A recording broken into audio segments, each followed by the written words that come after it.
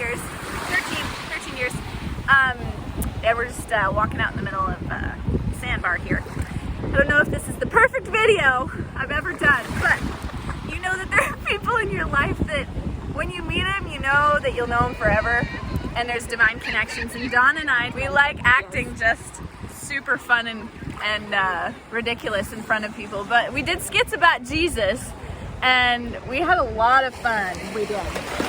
And we do. And we do. Don't even have to be a skit, and we have a lot of fun. But so many times there are people that we get connected to that, you know what, thank God for them. Just tell them you love them and thank God for them, because usually that, you know, later in life, or maybe when they're gone and you realize what an impact they make on your life. But there are people around you that are so important, and they hook with you in faith and in love, and they help you in your walk with God. And Dawn and her husband Matt, they've been awesome. I love them so much, and we always have had a lot of fun together. And just today, if you can think of somebody, I know you can, think of somebody who has impacted your life in a very positive direction toward the Lord. Whoever's, you know, maybe somebody helped in your salvation or you know, baptism in the Spirit or something, like anything. Somebody who has spoken into your life.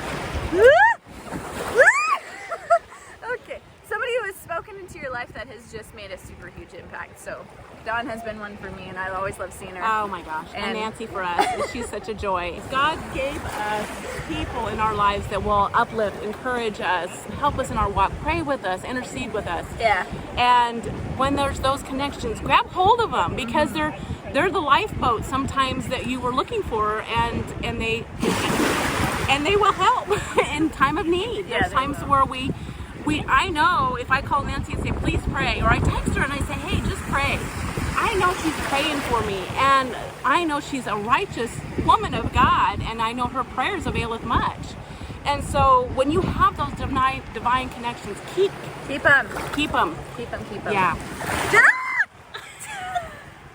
Just like Moses, like what was Aaron and her, whatever, that held up Moses' hands when there was a battle. Go look that story up in the Old Testament. He needed help. He could, as long as his hands were up, they were winning the battle. When his hands went down, they were losing the battle. And so those two guys stood on either side of him and held up his hands, and that's a picture of intercessory prayer. If you know somebody that needs help, I know you do. They need intercessory prayer. They need somebody to hold their hands up, so to speak, in the Word and in what they're going through. Do that for them. To be that for them, and they'll be that for you when you need it. And we're here to help each other and to be a body together. And it's a privilege and an honor. And don't doubt what God has put in you. A lot of times people think that, oh, I don't have something special to say to that person or whatever. Just telling them, calling them and saying hi, or sending them a text. Yeah. It's as simple as that. Yeah. Because everybody needs that lifeline, especially these days, is to know that they have a human contact, a human touch, that is a connection that they can have with God. Yeah. And the Father. Yep.